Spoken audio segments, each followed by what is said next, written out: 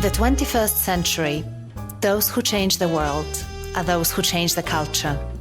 They get people in sync, lead tribes, create movements, and generate an energy field where ordinary people achieve extraordinary results.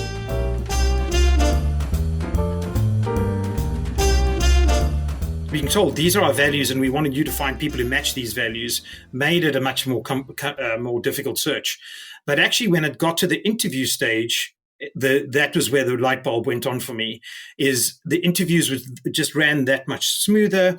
In one case, the successful candidate and the CEO, when they were talking, it was almost as if they had been dancing tango for 10 years. They finished one another's sentences. It was just different. And actually, the impact that the candidates had on those companies after those searches was so significant that I realized this is the missing link. I'm Aga Bayer, and this is the Culture Lab podcast, where you will find ideas and inspiration on how to harness the power of team and organizational culture. I talk to leadership thinkers, culture experts, entrepreneurs, and all sorts of movers and shakers, and together we explore the fascinating topic of culture, leadership, and personal growth. If you like what you hear, subscribe to the podcast on iTunes. Or better yet, write a review on iTunes and share the podcast with your followers and friends on social media. For more, check out our archive at www.agabayer.com/podcast. Hey, this is Aga. Welcome to episode 70 of the Culture Lab podcast. This episode is brought to you by the Culture Strategy Bootcamp, a virtual bootcamp that helps leaders create a thriving culture at scale. If you are a leader in a company that grows, and if you want to start turning your culture into a genuine accelerant of meaningful growth, the bootcamp is definitely something to check out. The first edition of the bootcamp is already underway, but if you'd like to join the next cohort, sign up for updates by typing this into your browser. bit.ly/culture-bootcamp. That's bit.ly/culture-bootcamp. Okay, so let me introduce you to my guest. Today, I have a colleague with me, a fellow culture practitioner, Bretton Putter. He's the CEO of CultureGene, and he helps companies build and develop strong, functional company cultures. And he recently published his second book, Own Your Culture. In this conversation, we talk about what you need to think about, and most importantly, what you need to do ASAP to create a thriving culture in the world of remote or hybrid work. Brett shares plenty of actionable insights and examples of what companies do to adapt to this new way of working. So, without further ado, here is Bretton Putter. Brett, welcome to the Culture Lab. Aga, really great to be here. Thanks very much for having me. Thank you for coming on, making the time to do this. I'm very excited about this conversation. The first thing I want to ask you is whether you could introduce yourself, maybe just give us a 30-second intro about who you are and what you do. Yes, thanks. So my name's Brett. I'm the CEO and founder of a company called CultureGene. CultureGene is a culture development platform where we use human expertise and software to help companies define, embed, and manage their culture. Sounds very interesting. I'm sure that we will dive deeper into what exactly it is and what you do.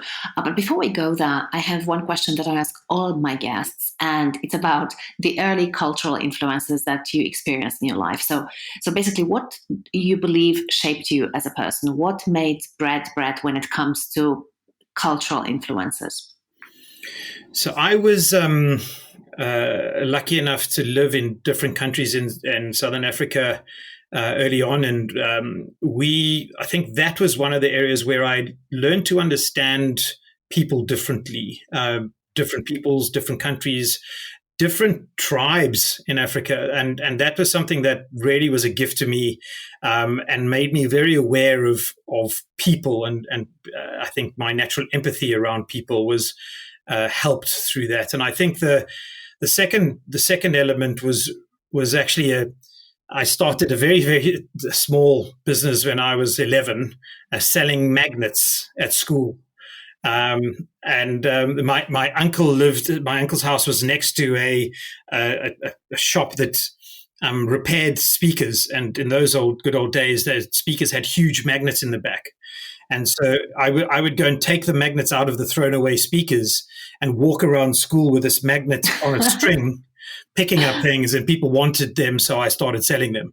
That was my first that was the first penny dropping for me around entrepreneurialism. Oh, I love that. And, it's such a common story. Obviously, in case of entrepreneurs, they really start early, very early on. So I'm not surprised. I want to ask you about Africa because I love Africa. I'm really fascinated by people's experiences living and experiencing Africa. So how old were you when you left Africa? I was 29. 29 and a bit. So I'd spent the majority of my time in South Africa, but Botswana, Namibia, and Swaziland. Mm-hmm. I went to boarding school in South Africa, and I moved to London. When I was 29.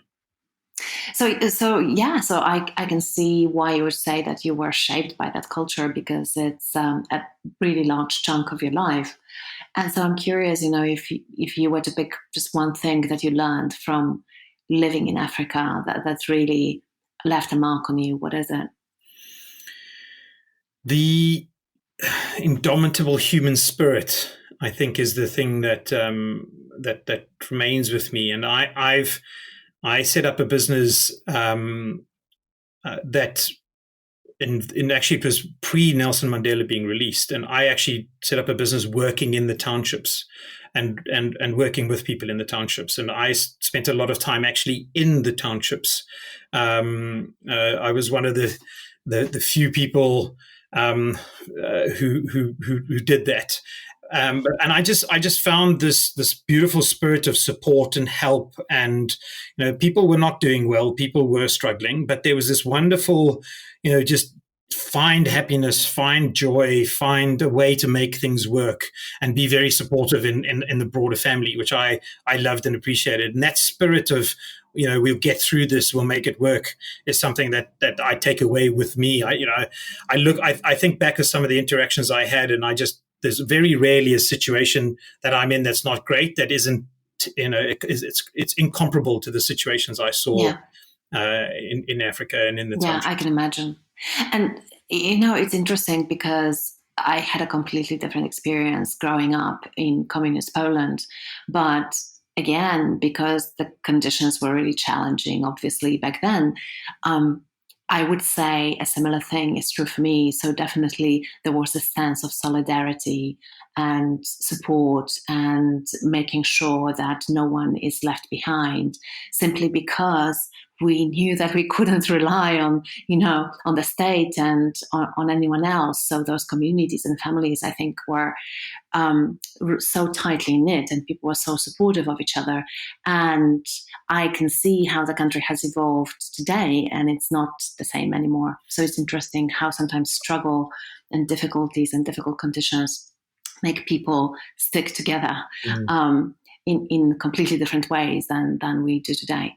Thanks for sharing that. It always, I think, is helpful for me and for the listeners to get a little bit of context of where you come from in cultural terms, but also as a person. So I have a question about your light bulb moment, if you had one. And what I mean by that is, was there a moment when you realized that the future belongs to culture-driven companies? And if there was a moment, what was it? Yeah, that's a great question. And yes, there was, and I was lucky enough to experience it. So prior to setting up CultureGene, I ran an executive search firm. And about 5 years ago, 5.5 years ago now, I was lucky enough to work with three companies almost in a row where the CEO or the hiring leader had a very clear understanding of the culture of the company and asked me specifically to find candidates, to help to hire candidates that match the skills and experiences that were needed, but also match the values of the company. And this was something as a headhunter I'd never done before. It was hard enough finding candidates that match the skills experience and that I thought, this person could do the job and kind of fit in, but there was more gut instinct. But actually being told these are our values. How many years ago was it? It's about 5.5 years ago now. 5.5. Mm-hmm. Yeah. And so being told these are our values and we wanted you to find people who match these values made it a much more difficult search. But actually when it got to the interview stage, that was where the light bulb went on for me. Is the interviews just ran that much smoother. In one case, the successful candidate and the CEO, when they were talking, it was almost as if they had been dancing tango for 10 years. They finished one another's sentences. It was just different. And actually, the impact that the candidates had on those companies after those searches was so significant that I realized this is the missing link. Mm-hmm. This is the light bulb moment. Yeah, it's incredible that it happened 5.5 years ago because it's such an important thing to hire based on values, right? But as you know, being a professional in this space, as you say, most of your clients were not really paying attention to whether the candidates align on values. So it's so fascinating for me. And the value of of finding candidates that align in that space as well. So there has been a lot of conversation around culture fit. You talked to me about finding people who hold the same values as the company. So can you elaborate on how you understand culture fit? Should we be talking about culture fit, or is it more important to talk about culture and or contribution? What is your take? So when a CEO or a leader tells me they hire for culture fit, I ask them how. And I specifically follow that up with, can you accurately define your culture, please?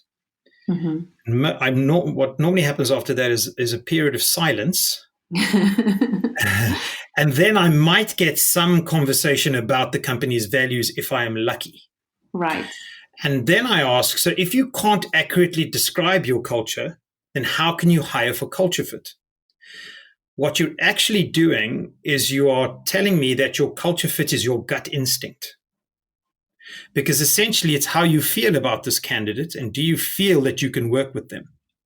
And gut instinct is a flawed mechanism to use to do an evaluation of a candidate because it's personal, it changes, it's biased, and it's a feeling.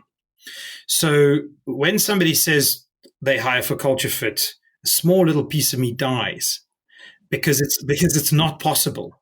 It's impossible to hire for culture fit, but what you can do is hire for values fit, because your values are more consistent over time, whereas your culture changes. So when you're 10 people, your company's 10 people, you work in a certain way. That's the culture, is the way we do things around here. When you're 50, your culture's changed. When you're 150, your culture's changed again.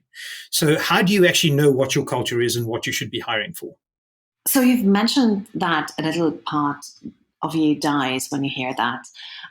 So I'm really curious about other pet peeves that you have, or things that really rub you the wrong way when you talk to founders, CEOs, or people in companies about culture. What else do you hear that annoys you a bit, or you think is completely false? That's a really good question. CEOs treat culture as a tick box exercise. That drives me slightly crazy. And how does that manifest? So when you say they treat it as a tick box exercise, what will they do? So they've been told culture is important to do, and so they will define, and they have an idea of how to define their values and their mission and their vision. Mm-hmm. So they'll define their values and their vision and mission and go, okay, we've done that now. We can relax. Exactly. They may in the old days have printed some posters on the wall and bought some Yeah. mugs and some t-shirts, but Yes. nothing changes. It's a tick box Uh-huh. exercise. Yes. Yeah. And I think the other thing the other thing that is both a peeve for me and a concern is that leaders relied on their offices to develop their culture when we were in offices. And now that Mm-hmm. culture is degrading. And I don't think leaders have really pulled their head out of the sand around this. Totally. So actually, this is, I think, a good segue to talk a little bit about your book. In your book, Own Your Culture, you quote Warren Buffett, who said that you only find out who is swimming naked when the tide goes out. So I want to ask, how or has the pandemic caused the tide to go out? And if yes, who has been caught swimming naked and why? So yes, the tide has gone out, and yes, the pandemic has forced the tide out very, very quickly. The answer to the question of who's been caught naked is 90% of the CEOs have been caught naked. And that number comes from the research I've done, and the number comes from the number of people I had to interview, the number of people I could interview for the book based on the number of people I had to speak to. So I had to speak to over 500 leaders to get to just over 50 who I could really go into detail about their culture. So 1 out of every 10. And the reason why these leaders have been caught naked is because their culture happened by default before the tide went out. They relied on the water cooler moments, proximity, visibility. They relied on informal communication. They relied on being able to hold meetings where you could learn by osmosis what was right and what was wrong. Yeah, absolutely. And I think to add to that, even when you are in the same space physically, but you are not intentional about your culture, you don't even know what exactly you are trying to create. And so again, very often you don't get what you want. And I don't know if you've personally seen this with organizations that you work with, but very often when people reach out to me for help with culture, they'll say things like, I don't know how this happened, but actually we've created a monster here. And we don't know exactly how, but this is definitely not what our intention has been. Yeah, I see this a lot, and I almost see it around the difference between actual values and aspirational values. Yes. So there are the actual values that your company has that most leaders are not aware of, and then the aspirational values that the leaders think should be in the company. And there's this broad gap between the two, and that's in that gap is where the people start to behave in their own way because there's no consistency about what's expected. So I'm really curious about both of these topics. So one is, elaborate please on why culture is even more important now that we're moving towards remote or hybrid modality of working. And then I would be super interested also to dive deeper into the conversation about values. But maybe let's close this loop around remote work and why is culture important and what can leaders do now to make sure that people are doing the right thing when no one's watching. And currently, no one's watching because we're simply not in the same space. Yeah. So if you think about this, all the business, 90% of company cultures pre-pandemic are now in a situation where that culture is degrading over time. And it's degrading because we do not have the following things. We do not have the proximity that we had. We can't read people's body language. We can't tell if they're in a good mood or a bad mood. We can't feel the vibe of the room because there is no room. We don't have that immediate asynchronous communication, and we've now got to learn synchronous communication. We've now got to learn about asynchronous communication. We don't have informal communication that happened naturally, those water cooler moments. Information dissemination doesn't happen as easily. That creativity and brainstorming, feedback, recognition and reward, all of these things that kind of happen don't happen as easily. Visibility and availability, we don't have anymore. We don't have as much control of the environment and the structure of the environment. The banter, the camaraderie, the social elements, and the culture that developed by default are gone now. So we've lost these things, and the leaders that are proactive, or that are doing a good job of this, are thinking about, how do I make up for it? How do I adapt my organization? How do I strengthen the glue between my people, which is actually degrading now? And so from my research studying remote companies, there are ways to adapt if you understand what remote companies do, because they never had an office in the first place. Yeah. And that's so, like, for example, GitLab, Basecamp, etc., right? They're exactly organizations that have always been remote from the very start, and so they really figured out what to do to make it work. Yes. And we can definitely learn a lot from them. So what are your learnings? Because I know that you've actually researched these companies and you found some practices that they deploy in order to make sure that they cultivate a culture that helps their business be successful. Yeah. So from my research, I found that, first of all, they almost from day one were deliberate about culture, because they knew they had to be. That osmosis wasn't going to happen because they were spread out anyway. They focus heavily on communication and putting structure around communication. They don't allow their communication to be as fluid as we would previously.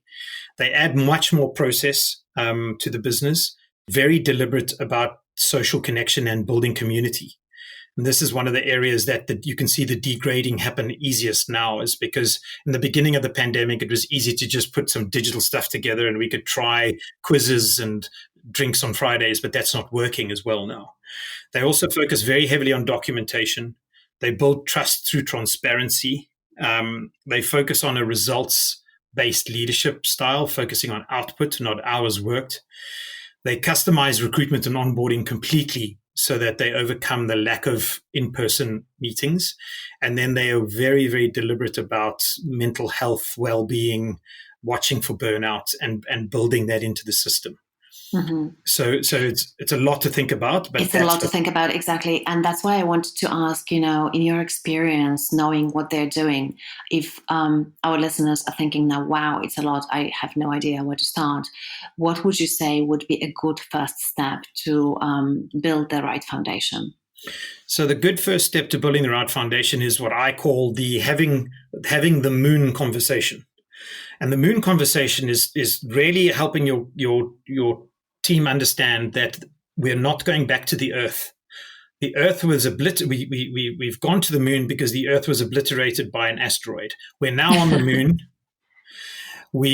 Gravity is not the same. We don't wear the same equipment, the same clothes. We've now got to adapt to this new world, and we need to almost mourn the passing of the Earth, the passing of the old way of working, which will then allow your team to not sort of to compare all the time. Your team might be thinking, someday we'll go back, and you won't. It's never going to be the same again. And so can I stop you here, Brett? Because literally, as you were speaking about leaving the Earth and going to the moon, I thought, how are we going to grieve? Because I had a huge sense of grief. And personally, I have been shaken by a sense of grief of what has been lost. And then you use this word mourning. So it really resonates with me. And thank you for raising it, because I think it's very important. And we have been glazing over the emotional impact of that transition that has been happening in the workplace. So I just wanted to stop you here to underscore that, but also to ask you, have you heard of companies that handle that part well? So really, enabling people to grieve, to say goodbye to the old way of doing things so that they can embrace a new thing. Because there is this liminal space. And I think for a lot of people, they are not able to leave the liminal space because they haven't yet been able to say goodbye to the old world. And they are still hoping that the so-called, and I'm doing the air quotes now, normal is going to come back. But you say it's not. And so how do we do that? How do we work through these emotions? So I think there are the 5 stages of grief that we need to realize, and we need to take our teams through. But the way that I've done this with my clients is I've actually asked them to write a goodbye letter, a goodbye email. Just write, and it feels a little corny, and with some people it doesn't work. But I just say goodbye to the things you really liked, and hope that you might see them again in the future, but in a different setting, in a different world. So I'm not saying it's completely over, because actually we may go back to some hybrid environment, but a hybrid environment still implies remote work and remote work best practices. So say goodbye and say, I hope to see you again, but let's really buckle down. And so make a list of the things you really liked. You really liked the drinks in the pub on the Friday, or you really liked going for that coffee around the corner, and say goodbye to that. And then go, then sort of have that realization that you probably won't go back to that office again. Or if you do, it'll be on Tuesdays. Maybe you can have a little bit of that coffee, but it won't be the same. But let's make it better for our new reality on the moon now. Let's adapt. Let's work as a company to adapt to this new reality, because the leaders are taking too much responsibility for this and are not communicating the fact that we've all gone to the moon. It looks like the leaders are on the moon and we're all on Earth. Yeah, totally. And can I build on that, what you have just shared? Because I really like this idea around writing a letter. And I think, and what I have been encouraging my clients to do, the companies that I work with, is also identifying why was it so important for us. So, for example, Friday pub outings, or whatever it was that we're saying goodbye to, what made it so important, and really getting to the core of that, and then not saying goodbye to the core, but just saying goodbye to the expression of it. So, for example, if Friday drinks were about connection and a sense of camaraderie, we're not saying goodbye to that. We're not saying goodbye to connection and camaraderie. We're saying goodbye to the pub, but we are going to look for a way to recreate connection and camaraderie on the moon. Exactly. And for me, that's really important, to reassure people that the important stuff is not going away. And we are acknowledging that the modalities that we've used are going away, and we're saying goodbye to those modalities, but we're definitely not saying goodbye to what really matters to us. Would you agree with that? I agree with that. It's such an important conversation to have, because if you don't have this conversation, I love the way you've actually put it. But if you separate the experience and the modality from the underlying outcome, which is community, which is social connection, which is fun, and you then go and say, let's go and find these community, let's go and find and make this community happen on the moon in our new environment. It's not as easy, and please do not compare it to what it was like on Earth. Mm-hmm. It won't be the same, but we can do better, and we can do better as a company. Yeah, absolutely. Yeah, I think it's about being realistic, but also being innovative and creative at the same time. So definitely managing those expectations and saying it might be challenging, it's definitely going to be different, is really important. But I also think it's really important to keep our minds open and think about things that are out of the box and we haven't done before and will be uniquely ours, but really trying not to set the bar too low as well. Does that resonate with you, Brett? Because I'm afraid that if we set the bar really low, basically people will say, yeah, whatever, nothing's going to happen. It just doesn't work. Yeah, I would agree with that. But what I encourage companies to do is to actually make the team responsible. They must set the bar. They must decide this. So we create a committee, get the committee involved, get the committee talking to the people on the ground and saying, okay, we're on the moon now. What do we do about it? Mm-hmm. And how do we adapt to this? I love this metaphor with the Earth and the moon. Thanks for sharing that. I think it's going to be really useful to our listeners to have these conversations. Maybe they are going to talk about the Earth and Mars or whatever. Maybe not necessarily the moon. But I think it's really, really useful to illustrate what's happening to us and work through those feelings of loss and of grief that people might have. And so this is the piece around recreating some of the things and basically figuring out how do we set up our life on the moon. So starting from that, because my initial question was, where do you start? What do you do first? And so you say, first you need to have this conversation that things are not going to go back to normal. And in terms of setting up a culture remotely, so maybe like the next step, what is the next step when you do that or after you do that? The next step is, it really depends on on the company and what work they've done on the culture side. So if they've defined their values and their mission, their vision, and they were making an effort to embed these elements pre-COVID, then it's important to have just a rethink, a review of those values, mission, and vision, and go: are we still aligned? Are we still on the same page there? And if we need to adapt it for the new normal that we find, then we adapt it accordingly, because some values may not be as applicable now and the way we work and how we work. If the company has done no work pre-COVID on their culture and their culture developed by default, then now's the time to really step in and say, okay, what's important to us? What are our values? Are our mission and vision the same? Okay, great. And define that and write it down. This whole thing of writing it down links to one of the elements of developing a remote culture, which is documentation. The companies like GitLab and Buffer and Hotjar write everything down. They are very, very good at their documentation, as you know, and it follows that. Define your values and mission and vision, and then write down what's important from a culture perspective, so that people they're not going to learn by osmosis anymore. They're going to learn by reading. Yeah, totally. But I also know from what I have studied around how GitLab and Basecamp, et cetera, operate, is that they design experiences for people so that people can also gain a little bit of the company's culture and get what it is and what they stand for from others.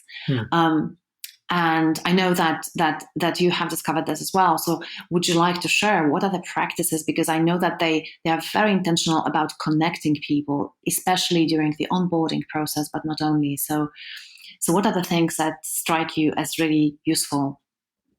So this, if we go back to the social connection and community element, what GitLab have done is they've realized that you can't make everybody happy, especially in a 1,300 person company, and you can't do one thing across the whole company all the time that works. So what they've done is they've created and people have picked up the responsibility for. They do things like talent shows. They do virtual home tours. They do coffee chats. They do social team calls. They do show and tell. They do DJ rooms. They do ask me anything sessions, virtual lunches. But and they're very deliberate about making this work on a sort of a micro community scale, rather than it happens across the whole company, but different people will do it in different groups. And so what I think companies don't realize is culture used to happen to everybody because we were all in an office. But now culture can happen in sub-communities or smaller communities, because those smaller communities are really powerful and they bind together well. So a good example of this is Zapier. Zapier have over 100 #fun Slack channels, because they understand that if you are into chess or red wine or parenting, they understand that you're really committed to that, and you may be committed, and there may be 8 other people in that group, but 2 of those people might also be in the Dungeons and Dragons group. And so that's the way they build they're very deliberate about you understanding about the social connection element of their culture and understanding about how people work in their culture. So it's creating those little tribes within the larger tribe based on what people resonate with, et cetera, et cetera. And it's interesting because a lot of creative people have picked up on that need. I recently had a conversation with a startup from Israel that has created already actually a platform and an app that enables that. So it makes this way easier for people to post something like, we have this biking group or whatever, who wants to join, or as you say, the wine lovers, and then people can find their tribe basically within the tribe. I think one of the huge benefits that it gives to those companies is that the cross-pollination and those creative collisions that were happening in in the physical space that are not happening anymore. They can happen through those interest groups, for example, because people suddenly from different departments that maybe would never speak, they suddenly meet and do something together. And so it gives people an opportunity to co-create stuff across the boundaries of departments, right? Yeah, and this is, you're spot on. This is so important for companies that have gone to remote unexpectedly, because what used to happen is you would bump into lots more people and you'd interact with a lot more people. Now, you might, if you're in sales, you may be talking to marketing and customer success, but you're not talking, you're bumping into the engineering team as much. You're not talking to the ops team as much. And so creating these tribes, as you mentioned, and creating these random interactions that happen, and what GitLab are very good at, really strengthens the bonds and the glue between the people. Mm-hmm. Yeah, absolutely. So I guess that we probably have given our listeners a couple of really useful ideas around how to go about building a strong culture for remote or hybrid model. So let's talk a little bit about values, because you've mentioned that both in terms of hiring for value fit and generally how important they are to guide people around what's important for us and what sort of behaviors we expect from people who work here. So first, just really super open-ended question.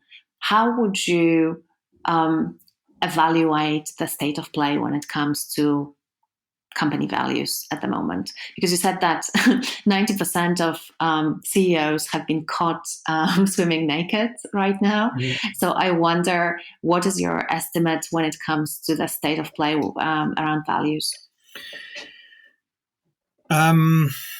So I would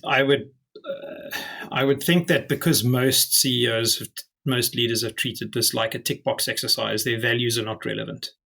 If they went through the process of building this list with a broader team group and then doing some work around trying to embed it and build initiatives around it, then I would say, okay, great, you've got some momentum there.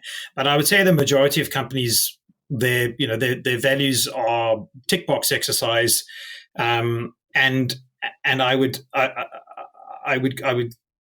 say that it probably requires a refresh. And actually, if in the refresh process those values are consistent, then that's great. But actually going out and asking your team what they think is important, and what's changed, and how does that impact them from a values perspective, I think would be a valuable exercise for companies to do right now.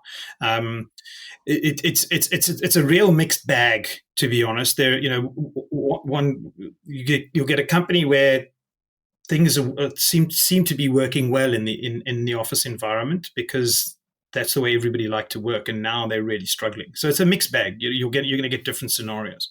Mm-hmm.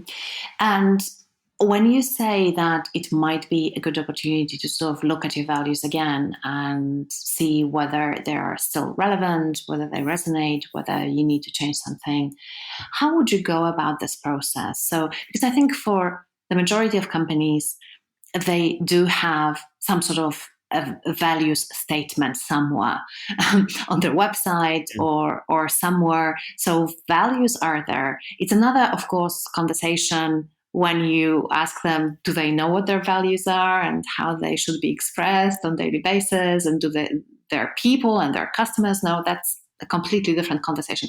But they do have a value statement somewhere. I think 90% of companies do. So how would you go about this process of validating your values and maybe refreshing? So I would get a diverse group of people together that excluded the leadership team. Maybe one person in the leadership team, and I would ask them to actually forget about the values if they remember it, to forget about the values that are up on the website, and actually ask them what they think the current values are. And I built some software around this, and I've got a list of 108 current values of which about 40 of them are negative. So it could be silo mentality, it could be bottleneck thinking, it could be lack of communication, lack of cross-departmental collaboration, and so on. And find out what they believe the real current values are. And then ask them, what are the aspirational values? What would we like to do? And then try and understand what the impediments are to achieving those. So as you know, a culture, a relatively undefined culture, is a random collection and combination of good and bad behaviors. The bad behaviors and values are the things that get in the way of you achieving your full potential. So understanding what the current values are, understanding what the aspirational values could be, and then the impediments between the team, that gap, is the process that I would recommend companies go through. Mm-hmm. Yes. I'm not very, very familiar with your methodology. Haven't seen the software, just as a context for our listeners. So maybe this question is going to be slightly off the mark. But I'm curious, every time where I see this approach of giving people a list of values, I'm a little bit skeptical, because it feels to me like it's not the best way of going about things, because almost always people will pick something that just sounds good rather than what's actually happening when you put these words in front of people, like teamwork, collaboration, integrity, whatever the list is. So I guess my question to you is, how do you prevent that from happening? And how do you make sure that the way people engage with that process really goes into the deeper levels of culture and how values are held? Because, for example, lack of communication to me is a symptom of something that is way deeper.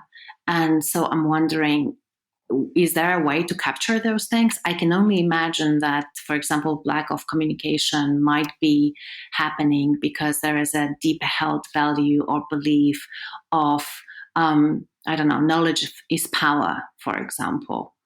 But would people even admit to that? And I mean, how does that work? So the process that we go through is it's anonymous. In you don't know who's chosen what values, and you don't know who's written which comments. So the current, if I go through a process and the current values that come out of the system have no negative values in it, then I just stop the process. And I say there's no company on earth that doesn't have some form of negative behavior or negative value inside it. And if you're feeling uncomfortable about having this conversation with me, then we need to stop and think about that, and we can restart again. And invariably that situation will come around because there are too many leaders in the process, and the people on the team don't want to upset the leaders, or they don't feel comfortable in having that conversation in front of the leaders. And then I'll remove the leaders from the process and say to them, look, just let's see what your team says. It's important to see what your team says. The other exercise that I write, which is also which is also anonymous, is I ask people to describe the elements in the company that give them energy, and what the elements in the company that take away their energy. I'm essentially asking for positives and negatives, but the way it's asked is in a way that doesn't lean people towards negativity or positivity. They're thinking about energy and what saps their energy or what increases their energy.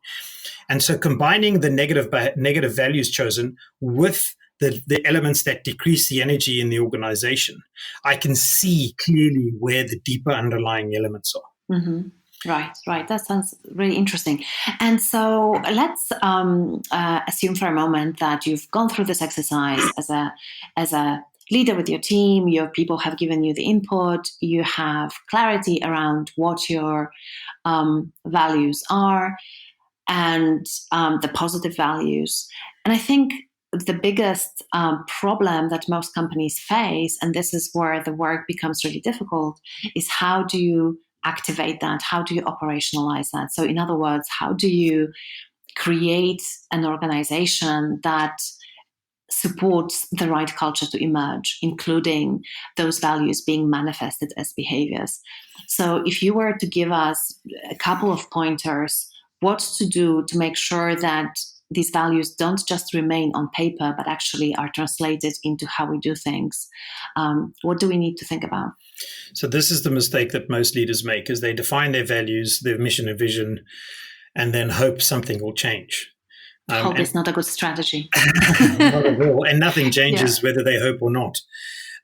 So what I do with my software is we actually go through a process of defining what I call the expected behaviors against each value. So if it's value X, I say, what does value X mean to you? How does it come to pass in the organization? What do you expect from your teammates? What can they expect from you against this value? And you start the sentence with I, we, or you. So with regards to teamwork, we believe that the team always comes first. With regards to honesty, we have candid conversations, never behind anybody's back. And so basically, we define what I call the expected behaviors against each value. And that then removes the ability to interpret what the value means. Human beings interpret naturally for themselves first, and then it will interpret, if you're lucky, for your company second. But actually, by defining the expected behaviors against each value, you don't remove it completely, but you do remove it to a large degree, the ability to interpret. And once you have those behaviors, because I think this is the next huge challenge, the biggest of all, is how do you make sure that people actually walk the talk? So nobody will walk the talk if the CEO and the leadership are not walking the talk. So the next stage in my process is giving the leadership team a framework through which to look at the business through the values. And this framework allows the leadership team to question themselves on a regular basis about how they are doing against embedding the culture and embedding the values and behaviors. So I'm sure you've read Edgar Schein, and I'm sure you've read a bunch of different leaders. But we have him on the podcast even. Well, there you go. So Edgar Schein he came up. He created the six embedding mechanisms, and we use the six embedding mechanisms in this process to allow a leadership team to evaluate themselves and their team are we embedding these values or not. Mm-hmm. Can you quickly tell us what those six embedding mechanisms are? So, in summary, culture is embedded based on how companies reward and recognize, what they measure and pay attention to, how they hire, fire, and promote, where they invest and allocate their resources, how they behave in crisis situations, and how they train, mentor, and educate. Mm-hmm. So those are if you say customer success is important, but you don't invest in it and you don't train people for it and you don't measure it, it's not. Yeah. Fantastic. Thanks. That's super helpful. I'm being mindful of time. And so I'd like to shift gears a little bit and see whether you're up for the challenge of the rapid fire questions. The idea behind this is that I'm going to ask you 5 questions in rapid succession, and we'll aim at you answering these questions in under 2 minutes. Are you up for the challenge? Always. Okay, fantastic. So the first question is, how do you define organizational culture? The way we do things around here. And what is the sign, or perhaps multiple signs, that a company culture needs some work, or perhaps even a major overhaul? The main sign for me is around communication. If communication is being dropped, or communication is being lost, or communication isn't happening properly, then I know that there are other major elements in the organization that are all playing into this. And what are the companies that you truly admire for their culture, and why? NextJump, Decurion, Bridgewater, I'm sure you've read and everyone culture, but those companies, I believe, Netflix as well to a degree, but I believe they're as close to developing an optimum culture as is possible. Mm. So you've already mentioned a book. The next question is about books. What books on culture or leadership would you recommend, aside, of course, your new book? And now you have a new book coming out again. So, how is that even possible? No, I've decided to put off books for a while because I'm not a very good writer, and it's very hard work and it doesn't come naturally to me. So I've decided to just pause it. Own Your Culture literally took part of my soul with it, and it was a big battle to get it out. But I love anything by Ricardo Semler, and Ricardo Semler was actually probably planted the first seed for me about company culture. And his book is Maverick, and then the 7-Day Weekend. I think it's a 7-Day weekend. But those two really, that was where it started to dawn on me. Obviously, rest in peace, but I love Tony Hsieh's Delivering Happiness as well. Yeah. But there are tons of them that I adore. I am so curious now. I have to ask you this question. This is outside of the rapid fire questions, but if you can answer rapidly, that would be great. Why would you say that you are not a good writer? You have 2 books under your belt. What makes you feel like you are not a good writer?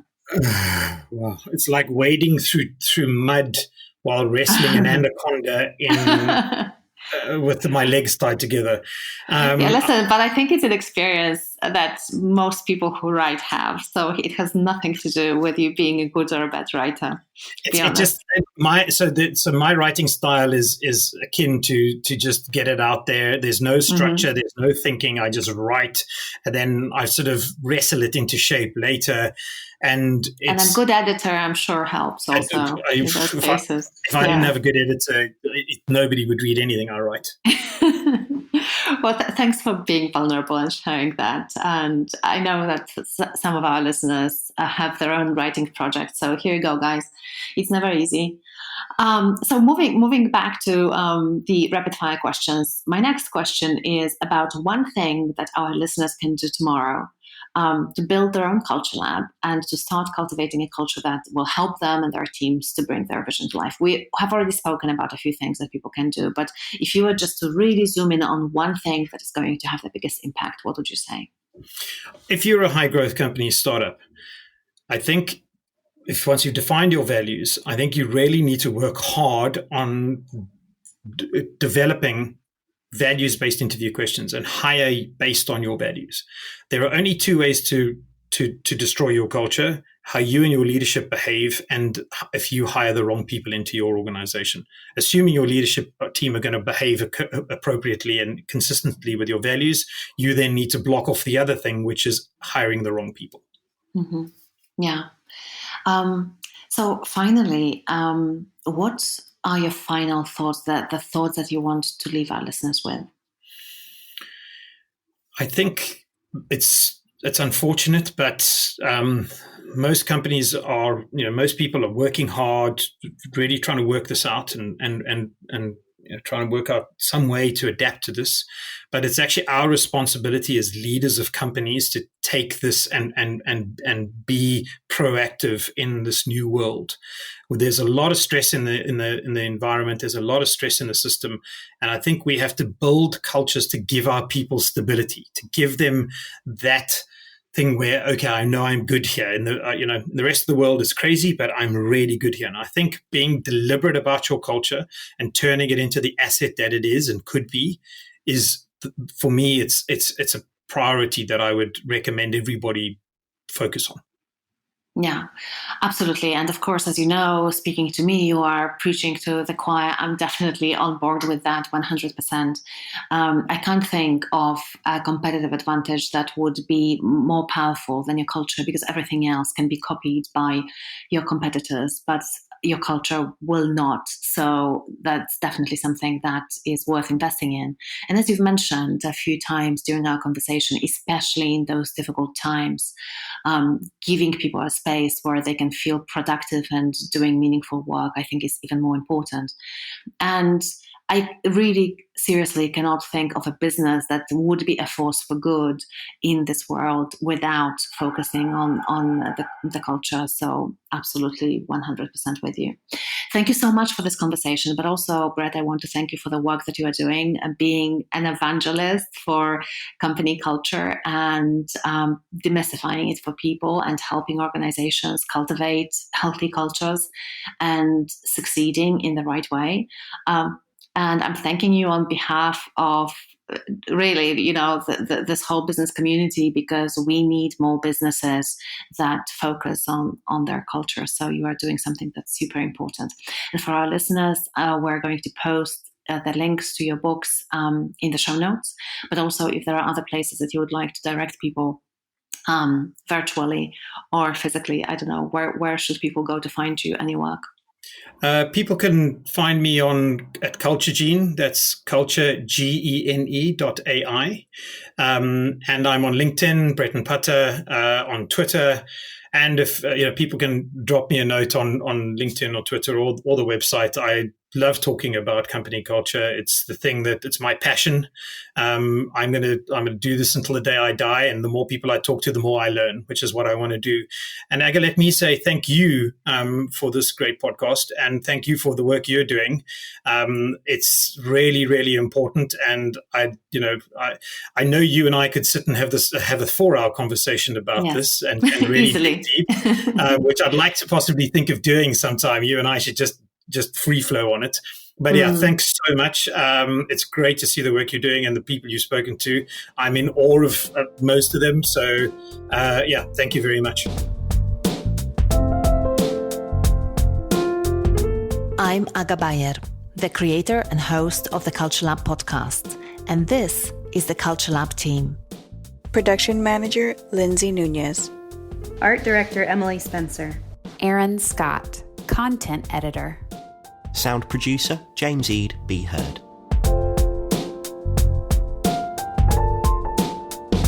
If you haven't subscribed to the Culture Lab yet, you can do it on Apple Podcasts, Stitcher, Spotify, and many other places where podcasts are available. If you'd like to subscribe to my newsletter, The Culture Lab Insider, go to www.agabayer.com/podcast and scroll down to the very bottom of the page. That's www.agabayer.com/podcast.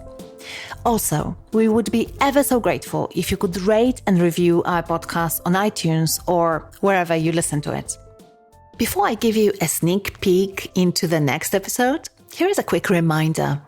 This episode is brought to you by the Culture Strategy Bootcamp, a virtual bootcamp that helps leaders create thriving cultures at scale. So if you are a leader in a company that grows, and if you want to start turning your culture into a genuine accelerant for meaningful growth, the bootcamp is definitely something to check out. Applications for this edition of the bootcamp are now closed, but you can subscribe for updates about the full edition. Just type this into your browser, bit.ly/culture-bootcamp. That's bit.ly/culture-bootcamp. And now a quick preview of the next episode. My next guest is Gif Constable. Gif has started and sold a few companies. He ran a global innovation consulting company called Neo, and then he went back in-house and ran product at a few companies. Most recently, he was the chief product officer at Meetup. He wrote 2 books on designing products that customers love, and he's also an author of science fiction books and all-around tremendous human being. In this interview, we talk about a lot of fascinating topics, from developing great products, leadership, psychological safety, and much, much more. So here is Gif talking about how culture change and how cultural scar tissue can prevent companies from achieving bigger goals.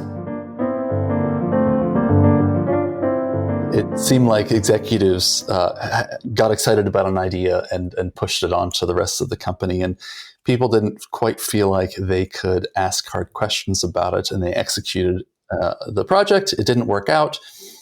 And then a new CEO came in. There was some executive changeover. So in theory, a new culture, but everyone was still really afraid. All the projects that were being worked on were these tiny optimizations, none of which were going to help the company achieve these bigger goals it was setting out for itself. So everyone was working on things that had a high likelihood of success and a low likelihood of actually achieving great impact. And that was kind of the lesson that they'd been learning. And there was a lot that had to be done to shake that up, both directly talking to it and speaking with it, but also rethinking, being really clear about the goals and the metrics, and then creating a roadmap, a high-level roadmap, not one that dictated features, but one that sort of laid out these initiatives for these big goals that we had to do, and allowing people to realize, okay, like we have to connect to these big goals. That means our results have to be bigger, but you can't get bigger results without more risk. That's the deal. That's the dance with the devil, right? If you want, you see this in investment banking, and you see this in entrepreneurship, you see it in stock trading, right? If you want more upside, you got to take more risk. Thank you for listening to this episode of Cultureland. If you found any moments that were interesting, inspiring, or maybe even game-changing, please share it with someone who'd appreciate it. After all, good ideas are meant to be shared.